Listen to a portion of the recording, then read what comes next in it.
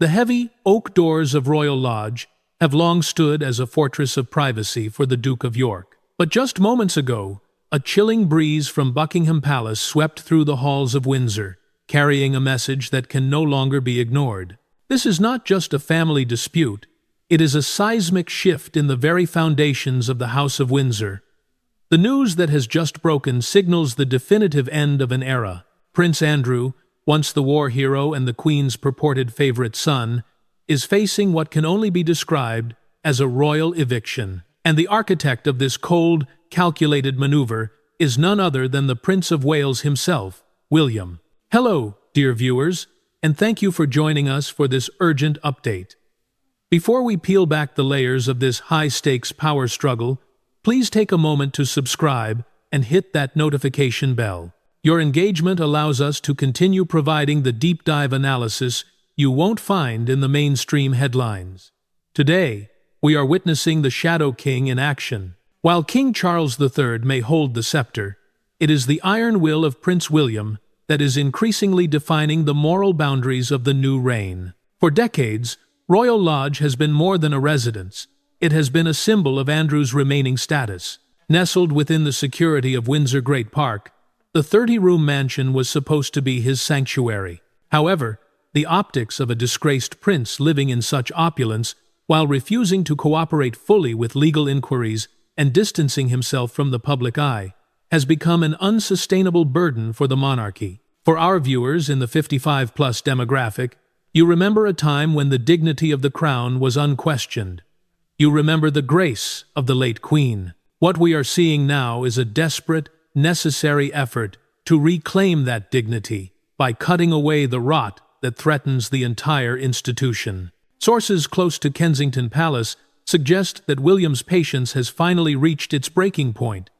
For William, this isn't personal, it's professional. He is looking at the monarchy not as a family business, but as a national institution that must survive for his children, George, Charlotte, and Louis. He views Andrew not as an uncle, but as a strategic liability. The Andrew problem is a shadow that has loomed over the first years of his father's reign, and William is determined to step out of that shadow once and for all. The eviction from Royal Lodge is the first, most visible step in a final erasure of Andrew from the working life of the firm. As we delve deeper, we must ask, what was the specific trigger that led to this escalation? Why now? The answer lies in a sophisticated pincer movement of diplomacy and financial pressure. William, reportedly supported by Queen Camilla, has presented the king with an ultimatum. The crown's survival depends on moral clarity.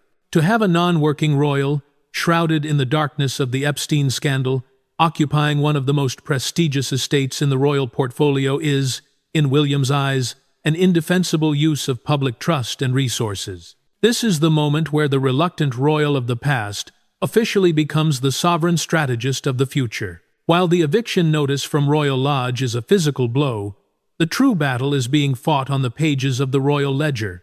Behind the gilded curtains of Buckingham Palace, a deep and painful rift has emerged between the king and his heir. For King Charles, the decision to cast out his own brother is a personal tragedy, a burden that weighs heavily on a man who has always valued family loyalty. He remembers Andrew as the brave helicopter pilot of the Falklands War, the brother who stood by their mother in her final days. But for Prince William, the time for sentimentality has long since passed. He is not looking at a brother. He is looking at a structural weakness that threatens to bring down the entire House of Windsor. Sources from within the palace describe a cold war of budgets and allowances. William, often acting as the unofficial chief operating officer of the firm, has reportedly pushed for the complete withdrawal of Andrew's private funding. This isn't just about saving money, it's about financial oxygen. By cutting off the millions of dollars required for the upkeep of a 30-room estate and private security, William is effectively making Andrew's position at Royal Lodge untenable. The Prince of Wales understands a truth that Charles finds difficult to accept. The public will no longer subsidize a lifestyle of luxury for a royal who provides no service and brings only shadow. For our viewers who have followed this family for decades, you know that the monarchy's survival has always depended on its ability to read the room. In an era of economic hardship for many, the sight of the Duke of York clinging to a palatial home while shrouded in scandal is a toxic image. William is acutely aware that every day Andrew remains at Royal Lodge, the brand of the monarchy loses value. He is forcing his father's hand, presenting the king with a stark choice: protect your brother and risk the crown, or protect the crown and sacrifice your brother. It is a ruthless efficiency that we haven't seen in the monarchy for generations. The tension is palpable. Insiders claim that William's strategy is a form of anticipatory monarchy. He is already governing with the mindset of a king who cannot afford to be distracted by the mistakes of the past. While Charles seeks a dignified exit for Andrew, perhaps a smaller, more modest cottage on the estate, William is insisting on a total break. He wants the ledger cleared. He wants the moral high ground reclaimed. This financial strangulation is the silent weapon William is using to ensure that when he eventually ascends the throne, the Andrew problem is nothing more than a footnote in history. The Prince of Wales is proving that in the new reign, the institution comes first, and blood, no matter how royal, is no longer a shield against accountability. While the world sees a grand, 30-room white mansion standing proudly in the heart of Windsor, those close to the crown know a much darker truth. Royal Lodge, once the jewel of the Queen Mother's estate, is literally crumbling from the inside out. Recent reports and leaked photographs have revealed a staggering level of neglect. Peeling paint, spreading damp, and gardens that were once pristine, now overgrown and forgotten. For Prince William, this physical decay is the perfect, undeniable evidence he needs. This isn't just about a house. It's about the dereliction of duty. In William's eyes, the state of the building is a physical manifestation of Andrew's own fall from grace, a monument to negligence that can no longer be tolerated. For our viewers who appreciate the history and heritage of the British Isles, you understand that these properties are not just homes. They are national treasures. They belong to the crown, and by extension, to the people. Andrew holds a 75-year lease on Royal Lodge, but that lease comes with a strict, non-negotiable condition. He must maintain the property to a sovereign standard. Estimates suggest that it would take millions of dollars to restore the estate to its former glory, money that the Duke of York simply does not have now that his official salary has been stripped away. William is using this breach of contract as a strategic masterstroke. He isn't just evicting an uncle. He is saving a historic asset from catastrophic ruin. The irony is thick and heavy. Andrew clings to the lodge as his last remaining shred of status, yet he is the very reason for its decay. Behind those closed doors, the atmosphere is said to be one of isolation and stubborn defiance. But William is playing a long game. He has reportedly involved the Crown Estate surveyors to document every crack in the plaster and every leak in the roof. By highlighting Andrew's inability to care for the property, William is removing the argument of family loyalty and replacing it with institutional responsibility. He is framing the move as an act of stewardship, protecting the monarchy's physical legacy for the next generation, for George, Charlotte, and Louis. This is where the psychological warfare meets the reality of the ledger.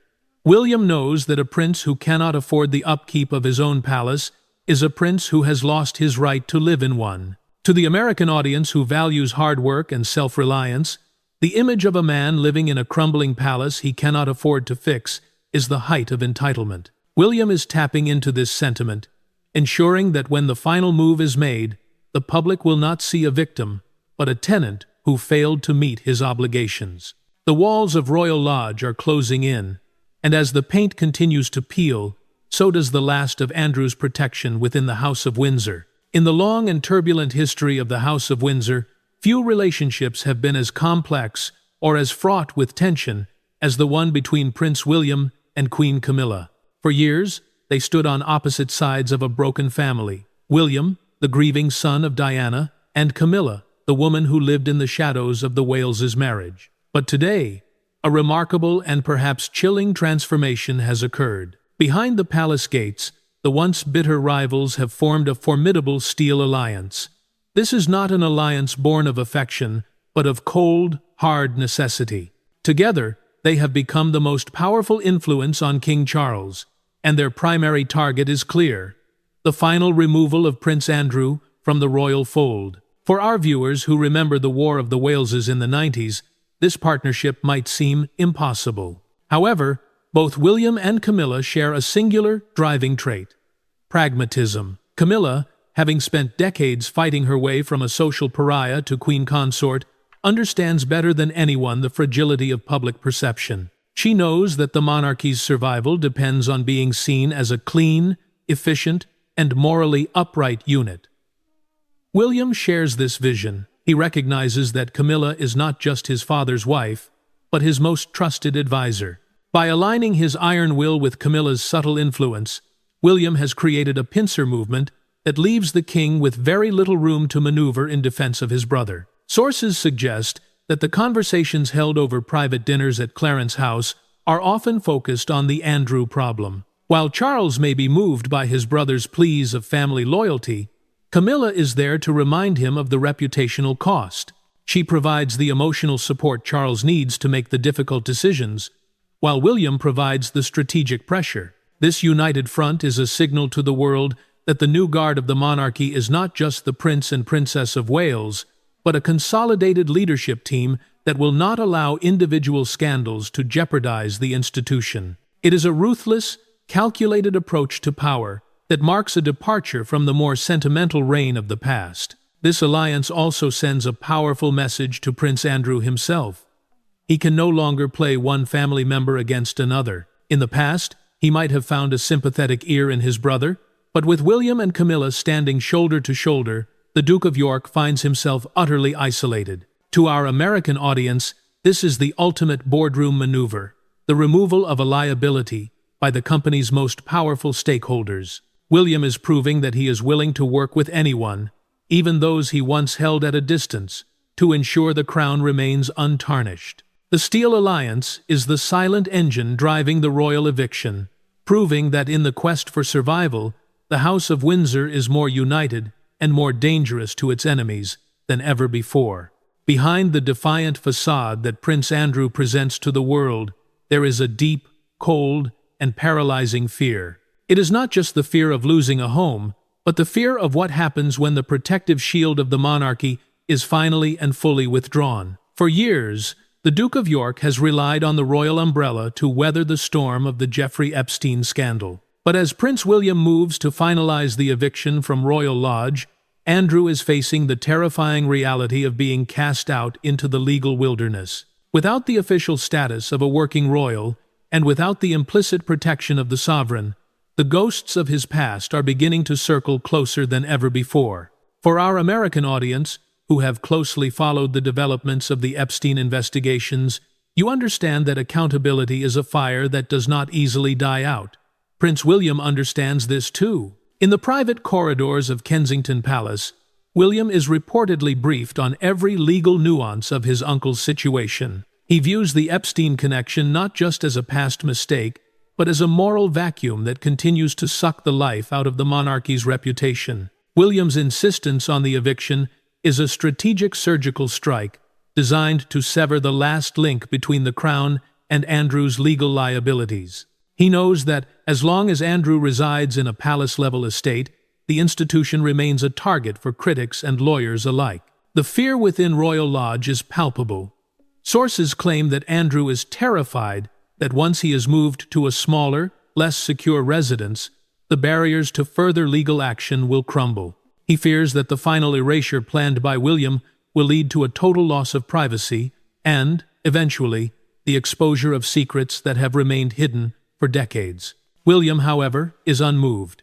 He is driven by a singular purpose: to protect the future of his own children. He does not want Prince George to inherit a monarchy that is still answering for the sins of the great-uncle. For William, the eviction is a necessary purge, ensuring that the ghosts of Andrew's past do not become the monsters of George's future. This is the true essence of the power struggle we are witnessing. It is a battle between the old world of royal privilege, where secrets could be buried beneath the floorboards of Windsor, and the new world of transparency and accountability led by Prince William. As Andrew clings to the crumbling walls of Royal Lodge, he is fighting not just for a house, but for his survival against the dark tide of his own history. William has signaled that the time of looking the other way is over. In the new reign, there is no sanctuary for scandal, and the Prince of Wales is proving that even the most powerful royal must eventually face the consequences of their choices. While the public sees the misty hills of Scotland as a place of royal relaxation and summer retreats,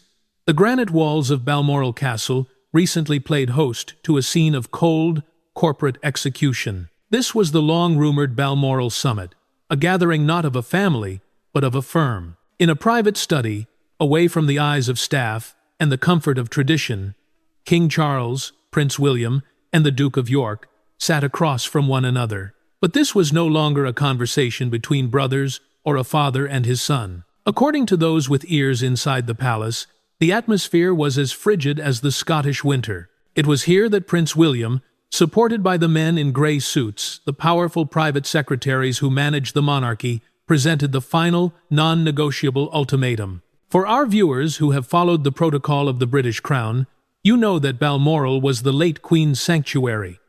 To hold this confrontation, there was a symbolic masterstroke by William. It signaled that the protection Andrew once enjoyed under his mother's roof has officially expired.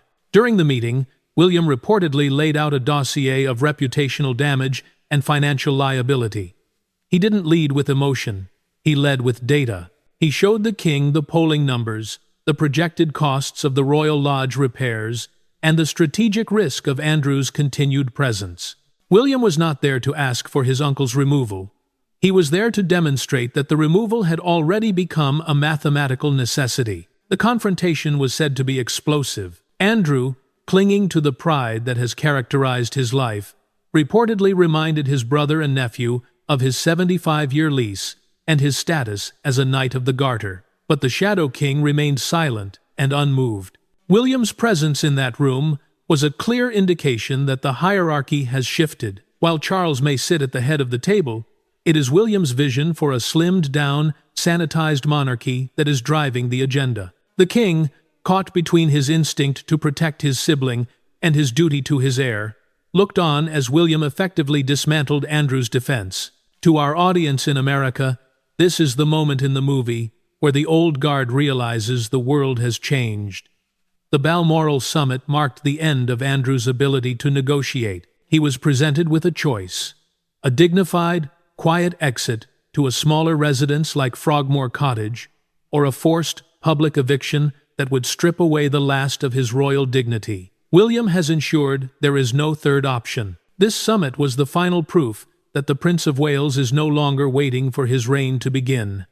He is already shaping it with a ruthlessness that ensures the survival of the crown at any cost. The mask of family unity has finally dropped, revealing the cold, hard steel of the new Windsor leadership. Cornered and facing the loss of his sanctuary, a desperate man often turns to the most dangerous weapon in his arsenal. For Prince Andrew, that weapon is silence, or rather, the threat of breaking it. Behind the closed doors of Royal Lodge, rumors have intensified that the Duke of York, feeling betrayed by his own flesh and blood, has considered the nuclear option. This is the whispered threat of a tell-all memoir, a document that would supposedly rival Prince Harry's Spare in its potential to damage the crown. For Andrew, it is a final scorched earth gamble. If I am cast out into the cold, I will take the fire with me. But if Andrew thought this threat would intimidate his nephew, he has fundamentally misunderstood the man who is now managing the House of Windsor.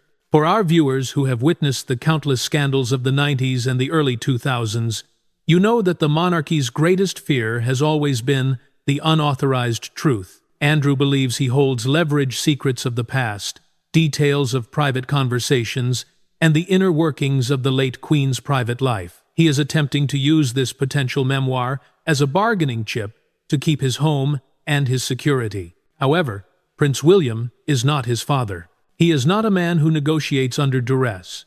According to palace insiders, William's response to these threats was swift, silent, and devastating. He didn't send a letter.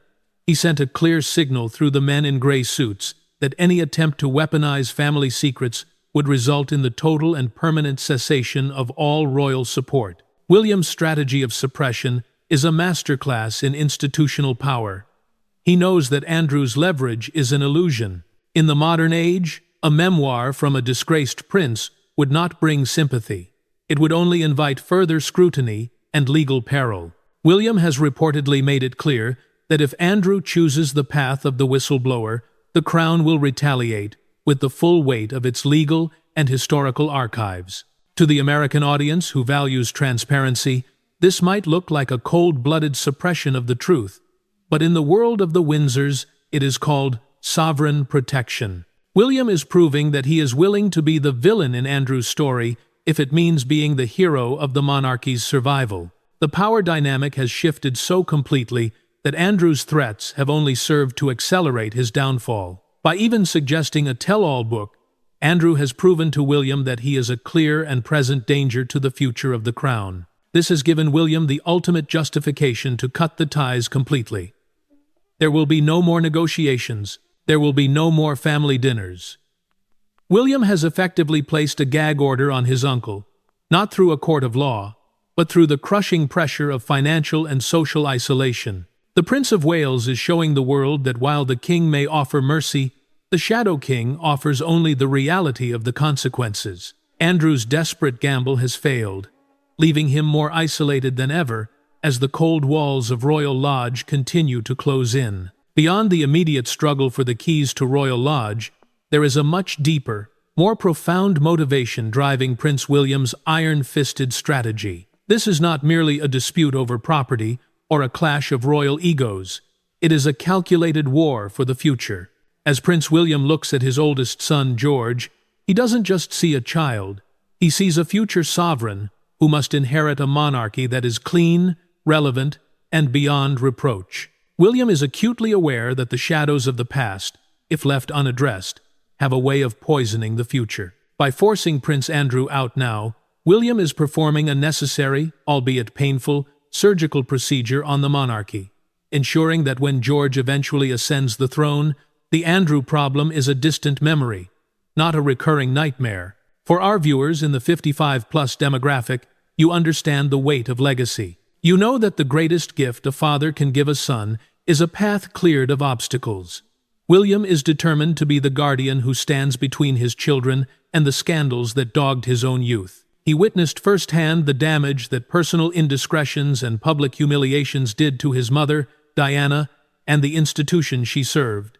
He is resolved that history will not repeat itself. Every move William makes to distance the firm from the Duke of York is a brick in the wall he is building to protect George, Charlotte, and Louis. He is effectively sanitizing the monarchy, creating a controlled environment where the next generation can lead with a level of moral authority that Andrew's presence currently undermines. This is where the Middleton approach becomes a pivotal part of the story. Princess Catherine, coming from a stable, values-driven background, has brought a revolutionary perspective to the heart of the Windsor family. She and William are raising their children with a sense of duty, yes, but also with a profound understanding of accountability. They are teaching George that being a royal is not a license for entitlement, but a commitment to service.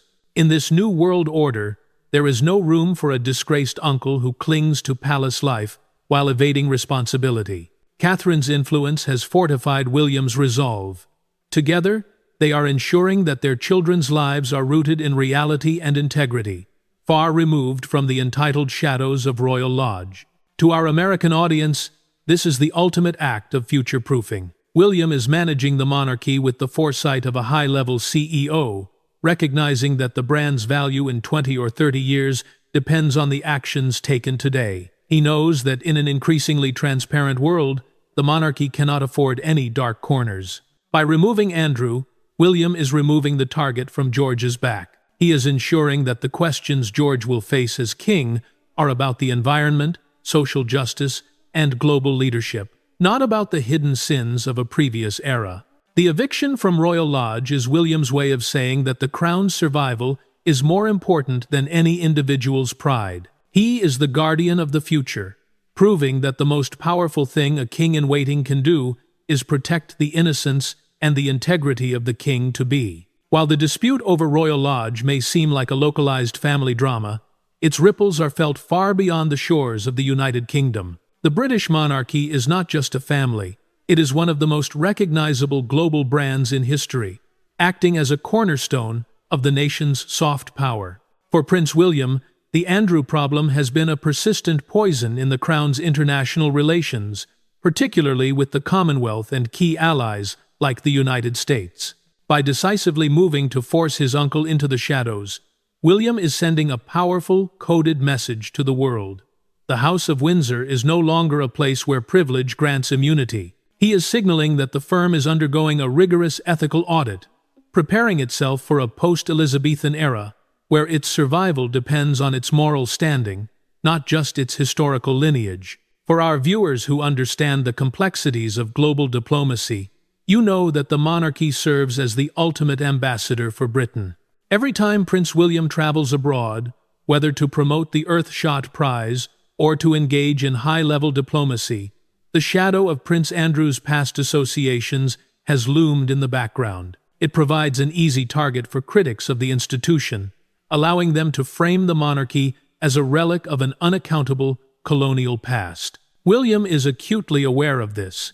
He knows that to keep the Commonwealth united and to maintain the monarchy's relevance in a skeptical world, he must remove any diplomatic liabilities. The eviction from Royal Lodge is a public declaration that the standards of the new reign are non-negotiable, even for those born into the highest levels of royalty. This global strategy is also a vital component of William's anticipatory monarchy. He is looking ahead to a time when he will be the head of a Commonwealth of 56 nations, many of which are questioning their continued ties to the crown. In these nations, the image of a disgraced prince living in taxpayer-funded opulence is not just an embarrassment, it is an insult. William is moving to neutralize this criticism before it can take root. By demonstrating that he is willing to hold even his own uncle accountable, he is building a new kind of sovereign trust. He is proving to international partners that the new leadership of the Windsor family is pragmatic, modern, and deeply attuned to the values of the 21st century. To our American audience, who value integrity and the principle that no one is above the law, William's actions resonate with a sense of long-overdue justice. He is transforming the monarchy from a secretive, inward-looking family into a transparent, mission-driven institution. The removal of Prince Andrew is a strategic sacrifice on the altar of global reputation. William is essentially clearing the decks, ensuring that when he and Catherine represent the king on the world stage, they are not answering for the sins of a previous generation. He is securing the crown's place in the modern world, proving that the true power of the monarchy lies not in its palaces, but in its ability to lead with a clear conscience and an untarnished name. The eviction is the final proof that the Prince of Wales is ready to defend the institution's honor not just at home, but in the eyes of the entire world. As the sun sets over the ancient oaks of Windsor Great Park, the silence surrounding Royal Lodge has become irrevocable. The heavy doors that once shielded the Duke of York from the world are no longer a fortress, but a gateway to a life in the shadows. We are witnessing the final resolution of the most significant internal purge in the modern history of the House of Windsor. Prince Andrew's ultimate fate is not merely a relocation to a smaller residence. It is a total social and political eclipse. The royal eviction is complete, and with it, the era of unquestioned privilege and hidden scandals has been systematically dismantled. The message is clear. The keys to the kingdom now belong to a new generation, and they are turning the locks. This conclusion is the crowning achievement of Prince William's strategic rise to power. For our viewers who have walked with us through this 10-part journey, you have seen the evolution of a reluctant royal into the Shadow King. William has proven that he possesses the iron will necessary to do what his father, King Charles, found emotionally impossible. He has redefined the boundary between family loyalty and institutional survival. Under the guidance of William and Catherine, the monarchy has been reset. It is a leaner, more transparent, and more accountable version of the firm, one that prioritizes the sanctity of the crown over the comfort of its individual members. This is the new reign, and it is defined by a commitment to the public trust that is both refreshing and ruthless.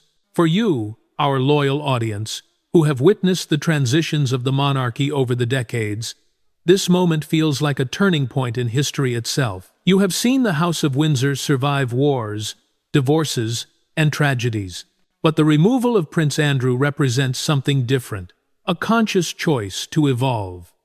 William and Catherine are not just caretakers of tradition, they are the architects of a modern legacy. They are ensuring that when you look at the royal family, you don't see the ghosts of the past, but the promise of a stable, dignified future for Prince George and his siblings. The Middleton influence has brought a sense of grounded integrity to the palace, proving that the heart of the monarchy is no longer just in its bloodline, but in its values. As we close this deep dive investigation, we are left with a final, lingering truth. The crown remains, but the family has changed forever. Prince Andrew's departure from Royal Lodge marks the end of an old world order. We want to thank you for your incredible engagement and for sharing your insights in the comments throughout this series. Your passion for the history and the future of the British monarchy is what drives us to dig deeper and bring you the truth behind the palace spin. Do you believe William has made the right choice for the future of the crown? Is this the beginning of the most successful reign in history, or a dangerous departure from tradition? Please, take a final moment to subscribe, give this video a thumbs up, and join the conversation below. Your support is the foundation of our community. We have many more exclusive deep dives and breaking royal updates coming your way very soon. Until then, thank you for watching, and stay tuned as we continue to watch the new reign of William and Catherine unfold. The story of the Windsors is far from over, and we will be here to guide you through every chapter of the history yet to be written.